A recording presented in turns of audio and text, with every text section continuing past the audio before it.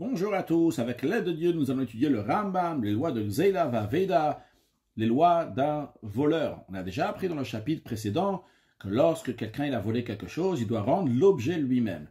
Si l'objet lui-même n'est pas là, dans ces cas-là, il va rendre la valeur de l'objet. Alakha Aleph, Agoz el Chavit shel Yain mechavero.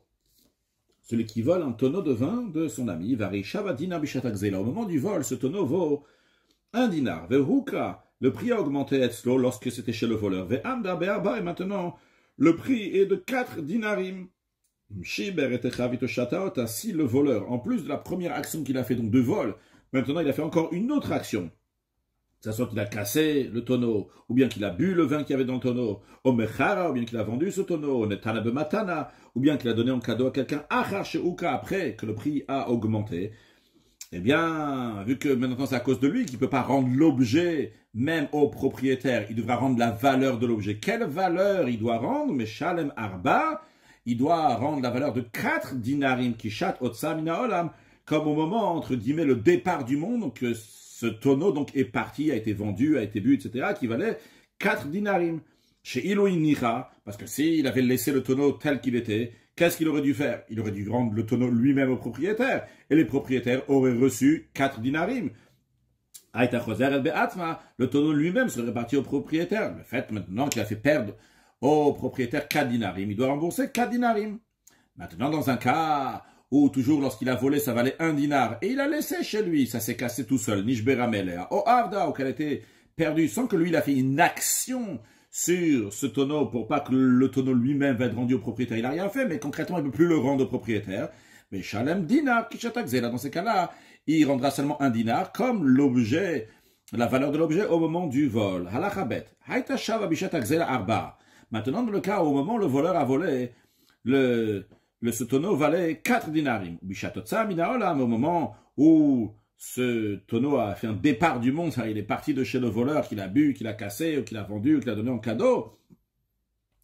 Ça valait Arba dinar. C'était 1 dinar, seulement 1 dinar. Mais Shalem Arba Kishatak Zela. Il rembourse 4 dinarim comme le moment du vol. Ben Chishiberota, que ce soit qu'il a cassé au Sheshtaya, ou bien qu'il a bu le vin qu'il y avait dans ce tonneau, ben Nishbera, ben que ce soit que le tonneau il s'est cassé, donc tout seul, sans qu'il a fait quelque chose, ou Avdamelea, ou c'est perdu tout seul, ça change pas. Parce que s'il avait laissé, qu'est-ce qui s'est passé? Il aurait dû rendre 4. On va pas lui dire, ah, t'as bu, Chazak, super, tu l'as bu, ah, tu l'as vendu, ah, super, maintenant tu vas rendre seulement 1. Non, on le dit, pas parce que tu l'as bu, tu l'as cassé, tu vas payer moins. Il va payer 4, comme c'était au moment du vol, de même tout cas qui est semblable à cela. Halacha Gimel.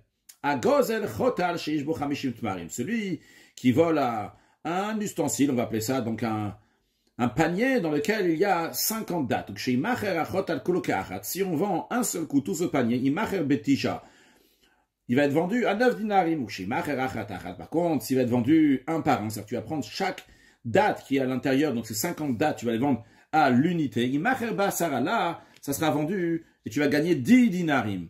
Alors, combien le voleur il doit rembourser? Il doit rembourser à la personne qui s'est volé 9 dinarim, comme si qu'il avait vendu tout le panier en une seule fois, ou bien il va devoir rendre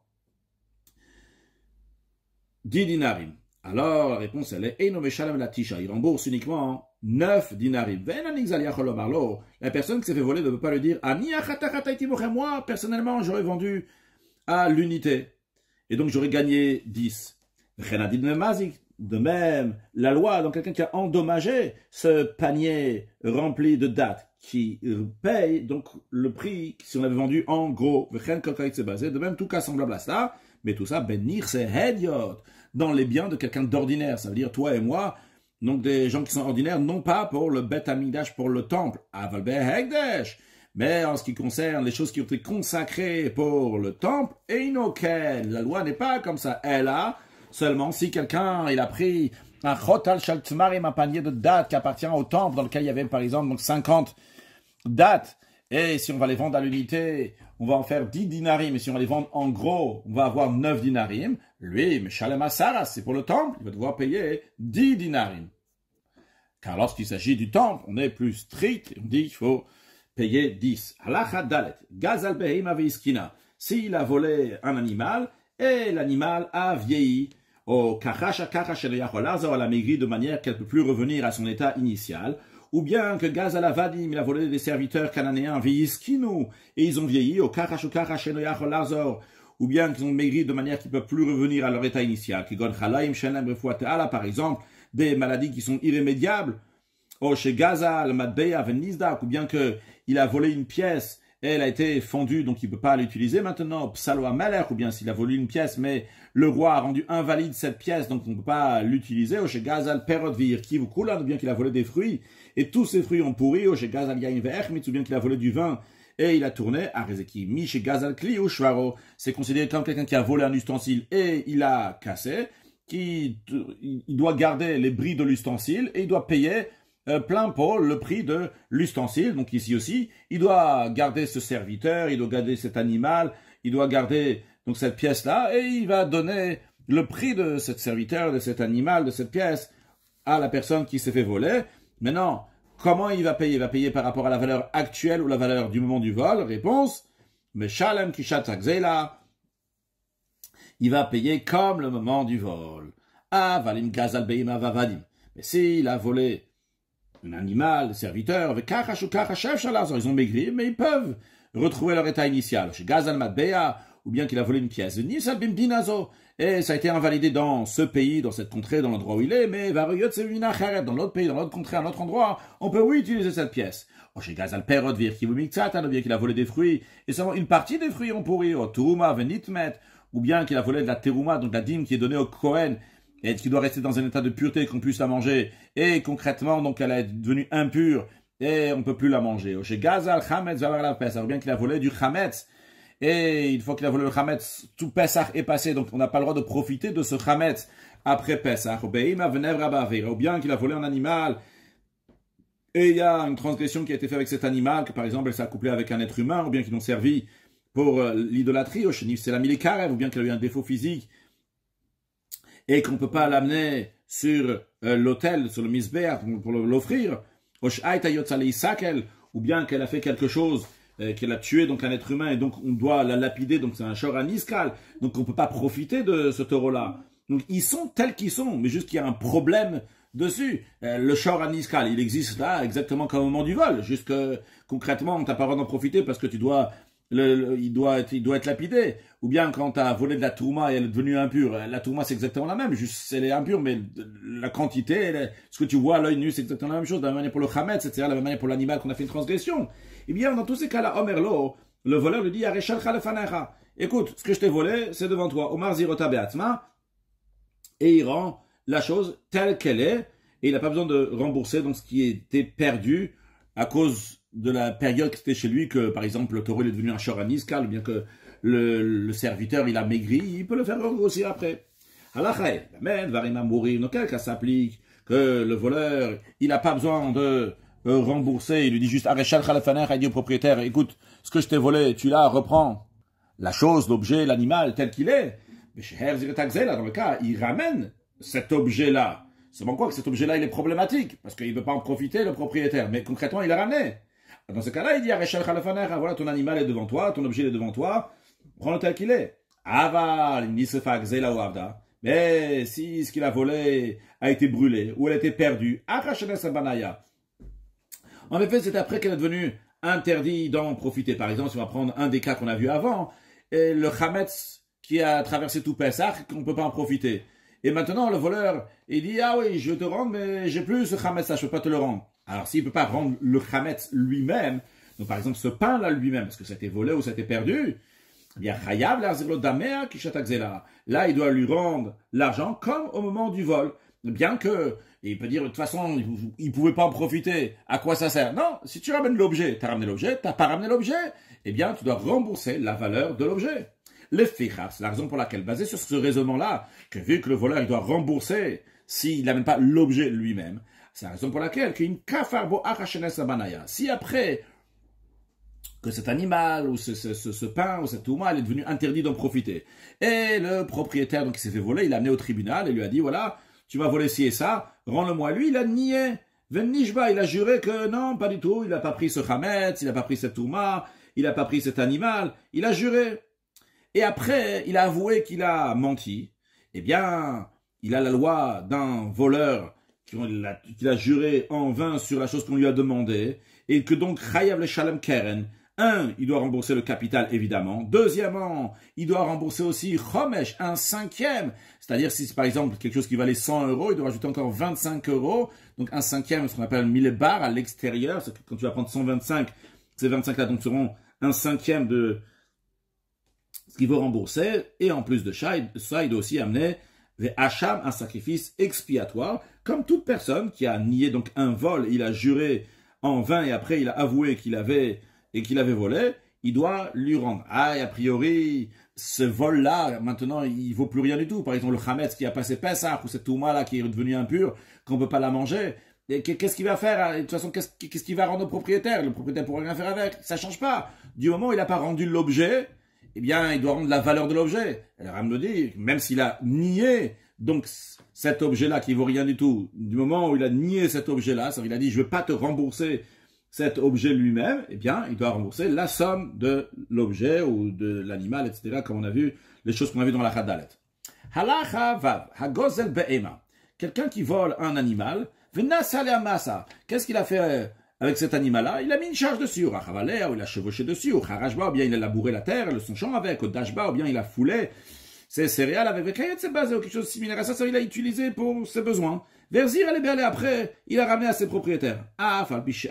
C'est bien qu'il a transgressé un interdit de la Torah. La Torah dit l'otikzol, t'as pas le droit de voler. Mais malgré ça, il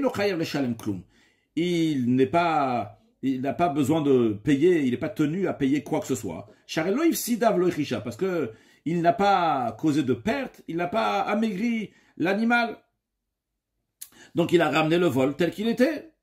Mais non, cette personne-là, elle est reconnue plusieurs fois qu'elle vole comme ça. Elle prend un objet, une fois et encore une fois. Et on peut rien lui faire a priori, parce qu'à chaque fois il vole, après il ramène l'objet. Il dit non, ça va, c'est vrai, j'ai transgressé, mais je ramène, j'ai fait Vehishiv Takzela. Eh bien, dans un tel cas, Konsim Oto, le tribunal va lui donner une punition, va lui donner une amende, même si c'est en dehors d'Eretz Israël, bien qu'en dehors d'Eretz Israël, les juges ne peuvent pas donner un knas, une amende de Torah, mais ici, c'est pour remettre les choses, recadrer les gens, ils ont le droit de lui mettre une amende.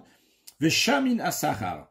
On va évaluer le salaire, c'est-à-dire par exemple, s'il a pris une vache pour labourer un champ, pendant 1 heure, on va évaluer combien ça coûte de prendre une vache pour labourer un champ pendant 1 heure, on va dire par exemple c'est 20 euros, eh bien il va devoir donner 20 euros. Ou bien on va voir le gain que le voleur a obtenu par l'animal, en labourant le champ, grâce à ça, et ça a poussé telle et telle chose, ou bien en portant donc une charge d'un endroit à l'autre, il a gagné tant et tant, et Babaïm a donc à travers l'animal, et cette somme-là, le tribunal va punir ce voleur-là qui le paye à la personne qui s'est fait voler, donc que le voleur a pris son animal pendant 1 heure, 2 heures, etc., eh bien, il devra lui payer, basé sur ce que le tribunal va dire. Halacha Zain, a tokef abdo shel chavero, quelqu'un qui saisit le serviteur d'autrui, de son ami, littéralement, ve asabom lacha, et il a fait un travail avec le serviteur, il a dit fais-moi ci et ça. Mais en faisant ce travail-là, il n'a pas fait manquer l'exécution d'un autre travail que le maître voulait qu'il va faire. Eh bien, dans ce cas-là, Patour, il est exempté de payer au propriétaire. Pourquoi? Car un homme préfère que son esclave ne va pas rester inactif sans rien faire. Et vu que de toute façon il faisait rien, alors le propriétaire, le maître, ça ne le dérange pas que le serviteur, il a fait quelque chose. Maintenant, si en saisissant le serviteur d'autrui, à cause de ça, le serviteur n'a pas fait le travail que son maître voulait qu'il va faire, dans ces cas-là, il doit lui payer au maître le salaire de travail de l'esclave comme on paye pour un ouvrier. Halacha chet atokef sfinato shel chavero. Celui qui saisit le bateau de son ami d'autrui, ve asabam lacha, il a fait un travail avec le bateau d'autrui. Si ce bateau n'est pas destiné à être loué, à être mis en location, shamin kama parata, on va évaluer combien elle a diminué de prix, la dépréciation du bateau, vichalem, et il va rembourser. Si le bateau il valait 100 000 euros et maintenant il vaut 99 000 euros, eh bien il va payer 1 000 euros de dépréciation qu'il y a eu dans le bateau. Ça, si le bateau n'était pas fait pour être loué. Non, Veimasuya, il est Sahar. Si ce bateau est destiné à être mis en location, ce voleur, il est rentré, donc il a saisi ça avec l'intention de payer après pour l'utilisation. Oh, il veut chez le birchut. Vu que c'est vrai qu'il avait l'intention de payer, mais lorsqu'il est descendu littéralement dans le bateau, il a pris ce bateau-là, c'était pas avec l'accord des propriétaires.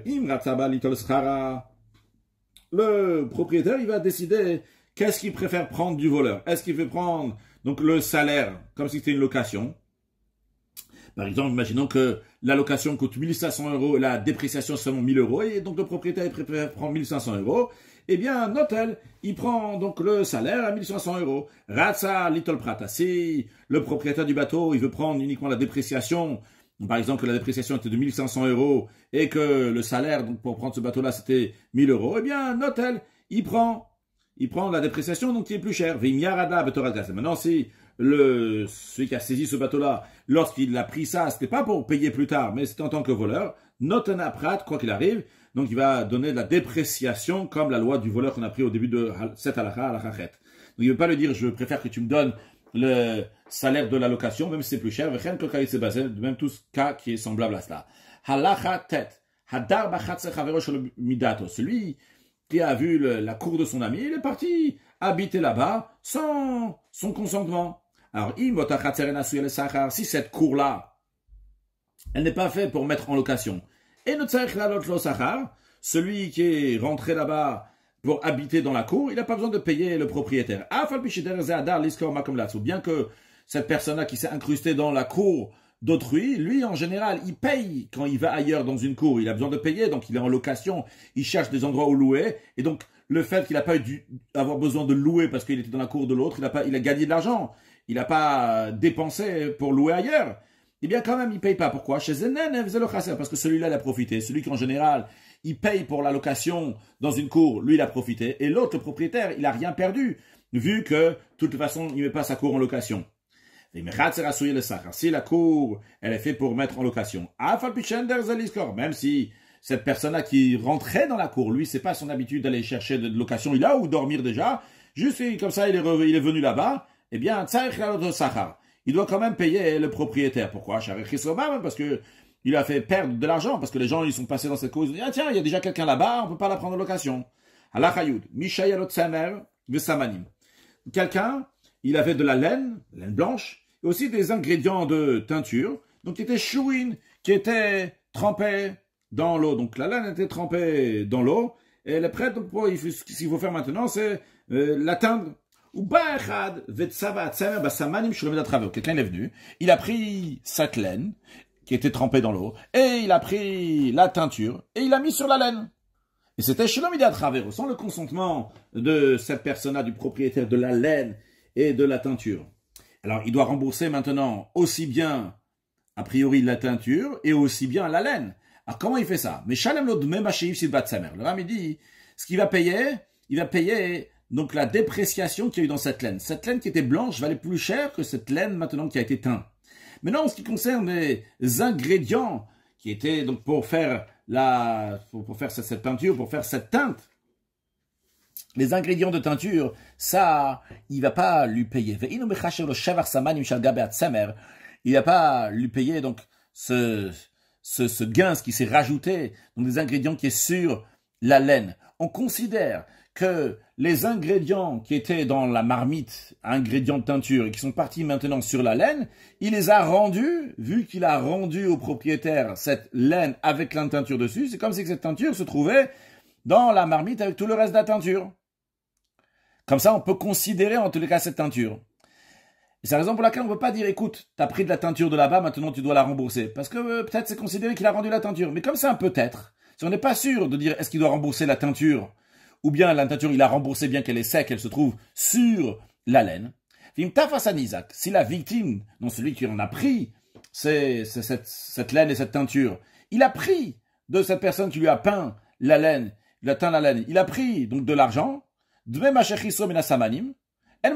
va pas lui reprendre. Pourquoi? Parce que peut-être en effet, il doit aussi lui payer pour les ingrédients, malgré que les ingrédients se trouvent sur la laine, mais ils ne sont pas comme leur état initial, et donc peut-être il devrait quand même le rembourser. Donc s'il a pris, on ne va pas lui enlever. Halakha Yudalef. Hasholeach yad pikadon. Celui qu'on lui a donné un gage, un dépôt à garder, et lui, il a porté main. C'est-à-dire que on lui a demandé de garder ça, et lui, il a pris cet objet-là. Ben sheshalach yad be'atzmo, que ce soit qu'il a fait ça lui-même, ou shal yad beno, ou bien par son fils ve'ado, son serviteur, ou shlocho, son délégué, bien qu'en général, on ne peut pas faire un shaliach pour une avera. En shliach lidvar avera. Mais ici, pour shlichut yad, si quelqu'un il porte la main sur un dépôt, il peut oui faire ça même par un délégué, ça sera considéré comme si que lui-même il a fait, eh bien, Arezé Gazdan, donc il a les critères d'un voleur, et donc, en conséquence, maintenant il devient responsable de l'objet, même en cas de force majeure, comme la loi du voleur. Donc, cet objet qui est considéré maintenant un objet volé, on l'a déposé chez lui, donc il va le garder. Maintenant, lui, il a mis main dessus donc pour s'en servir, eh bien, il est considéré un objet qui est volé, et donc c'est considéré dans sa possession, Kedin Kol HaGazlanim, comme le veut la loi de tous les voleurs. Maintenant, si seulement Chachav Lishloach Yad Pikadon, il a eu l'intention de porter main sur le dépôt, et dans tel cas, il n'est pas tenu responsable de ce qui va se passer avec ce Pikadon, parce qu'il n'a pas encore pris. Il est encore considéré donc un gardien, Hachi Shlachiad, jusqu'à qu'il va porter main. Shlachiad, dès qu'il a porté main, il a fait donc quelque chose pour prendre ce dépôt, Nitrayevbo. À partir de ce moment-là, il devient responsable. Même s'il n'a rien diminué de l'objet. La Natala Pikadon, juste s'il a pris le dépôt d'un endroit à l'autre, avec l'intention que de l'ishloach boyad pour prendre main pour s'en servir, Arezé Chayav, il est tenu responsable, bien qu'il n'a rien pris encore. Pourquoi? Chez Shlichut Yad Einat Sikhachisaron. Pour quelqu'un qui envoie, qui porte la main, il n'y a pas besoin qu'il va diminuer quelque chose pour qu'il soit tenu responsable et propriétaire de cet objet pour tout ce qui va se passer dorénavant, même en cas de force majeure. Le fait même qu'il a pris pour aller faire ce qu'il a l'intention de faire avec, pour s'en servir pour lui-même, pour le prendre pour lui-même, même s'il n'a pas encore fait, il est tenu responsable comme le voleur. S'il a soulevé le tonneau qu'on lui avait laissé en dépôt, l'itol me ben révit, il voulait prendre juste un révit, juste un 86 millilitres de vin, mitraille benasea. Et bien dorénavant, il est responsable même d'un cas de force majeure, à Fabichelo Natal, même s'il n'a pas encore pris de vin, mais il n'a pas pris le révit qu'il avait l'intention de prendre.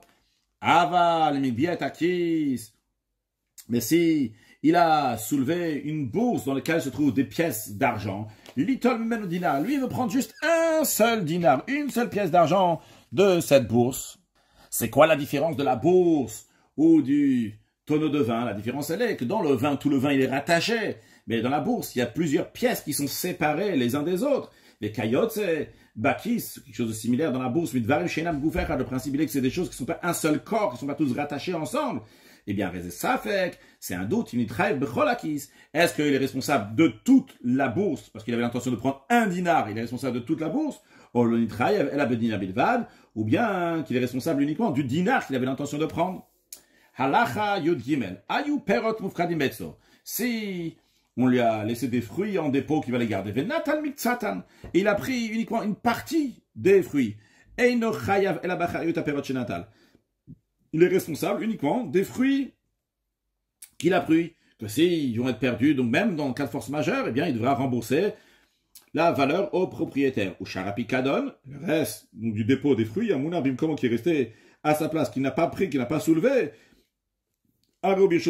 c'est encore dans la possession des propriétaires, donc des gens qui ont déposé, de la personne qui a déposé ces fruits. Et il me dit, Sadachar, Mechamad Zeshenatan. Maintenant, s'il a pris juste une partie, mais à cause de la partie qu'il a pris, le reste des fruits ont pourri. Eh bien, Chayav Bakol, dans ces cas-là, cette personne qu'on avait donné en dépôt à garder ces fruits, il a pris juste une partie, vu qu'à cause de lui, tous les autres fruits, ils ont pourri, eh bien, il est responsable sur tous les fruits. Keitzat, comment ça? S'il a laissé le tonneau à sa place, il n'a pas soulevé, et il a juste fait pencher, il a pris un révit de vin, ou bien plus qu'un révit de vin. Si après cela, ce tonneau-là s'est cassé, il est resté à sa place. Et lui, le voleur, il est responsable, le voleur, cette personne qui a mis un dépôt qui est considéré un voleur, il est responsable uniquement de ce qu'il a pris. Parce qu'il n'a pas soulevé le tonneau pour prendre Donc on ne peut pas lui dire qu'il sera responsable de tout le tonneau. Et si le tonneau a tourné, il va payer de la totalité de la somme comme au moment du vol, vu que c'est possible que la raison pourquoi le vin il a tourné, c'est à cause que lui, il a pris une partie du vin. De même tout cas similaire à cela. Halacha Yuddalet. Hakofer befikadon bebedin. Donc quelqu'un, on lui a donné un objet à garder. Et lorsque le dépositaire il est venu, il a dit « Donne-moi mon dépôt que j'ai laissé chez toi. » Il dit « Jamais de la vie, je te dois rien du tout. » Si le dépôt était dans la possession de celui qui a juré et qui a nié, au moment où il a nié, il est considéré un gazlan, il est responsable dorénavant de tous les cas de force majeure qui va arriver. Mais ça c'est uniquement si c'était dans son domaine à lui. Si c'était à l'extérieur de son domaine, par exemple, il avait un animal, une vache qui est en train de paître, et il a dit non, tu m'as jamais rien donné à garder, il n'est pas considéré un gazdan en niant, parce qu'on peut considérer dire qu'il n'a pas l'intention encore de le voler, il veut juste repousser, lui amener plus tard. Quelqu'un qui emprunte un objet sans le consentement des propriétaires. Arrêté gazdan, c'est considéré un voleur, et donc il est responsable de tous les dégâts qui peuvent arriver, même un cas de force majeure, à partir du moment où il a emprunté sans la permission. Si il y avait un ustensile qui était dans la main du propriétaire de cet objet, ou bien dans la main du serviteur de ce propriétaire, et quelqu'un l'a pris, l'ustensile, donc de la main de l'enfant, du serviteur, et ce quelqu'un veut dire et donc il s'est servi de cet ustensile. C'est considéré donc qu'il a emprunté sans le consentement des propriétaires, donc il est considéré comme un voleur. Donc l'ustensile, l'objet, est considéré dans sa possession, et il est responsable même des cas de force majeure, jusqu'à qu'il va rendre l'objet au propriétaire. C'est la raison pour laquelle, s'il n'a pas rendu au propriétaire même, les katan, il a rendu à l'enfant du propriétaire, Shayabiyado, à la base, donc l'ustensile, il était dans la main de l'enfant, il a rendu la main de l'enfant, la Ève au serviteur, Ve'avamen au Nishbar, et après l'enfant, le serviteur, donc ils ont perdu ou bien c'est cassé chez eux, Chayev le Shalem, il doit rembourser, pourquoi? Parce qu'il doit rendre l'objet, non pas à l'enfant au serviteur de qui il a pris, mais il doit le rendre au propriétaire. Tant qu'il n'a pas rendu au propriétaire, c'est encore dans sa possession. C'est basé dans tout ce qui est similaire à cela. Celui qui saisit un gage de l'emprunteur sans la permission du tribunal, donc lui c'est le prêteur, et il prend quelque chose de l'emprunteur sans que le tribunal lui ait donné la permission, Arezé Gazan est considéré un voleur. Malgré le fait que l'emprunteur lui doit de l'argent, il n'a pas le droit de prendre un gage sans la permission du tribunal. Inutile de dire, si le prêteur est rentré dans la maison de l'emprunteur au Mishkeno et qu'il lui a pris un gage, c'est sûr chez Gazan que c'est considéré un voleur, parce que la Torah dit clairement, tu vas rester à l'extérieur et la personne qui te doit l'argent, lui, va t'amener un gage. Conclure avec un mot de Chassidout. Nous avons un gage qu'Akadosh Baruch Hu nous a donné. C'est la Neshama, notre âme divine. Et on doit bien la garder. Neshama Shenatabi Tehorai. La Neshama que Dieu nous a donnée, elle est pure. Et à nous de la garder bien comme il faut. Et quand on la donne à Dieu tous les soirs, Dieu, il est gentil avec nous. Il nous la rend le lendemain, malgré le fait que peut-être on ne l'a pas gardé comme il faut. Alors que Dieu nous donne toujours notre Neshama, en bonne santé pour tout le monde. Très prochainement, on va voir que Hashem Kadosh Baruch Hu, il va nous la rendre. On va voir la venue de Mashiach, la résurrection des morts très prochainement. Mashiach now, une excellente journée.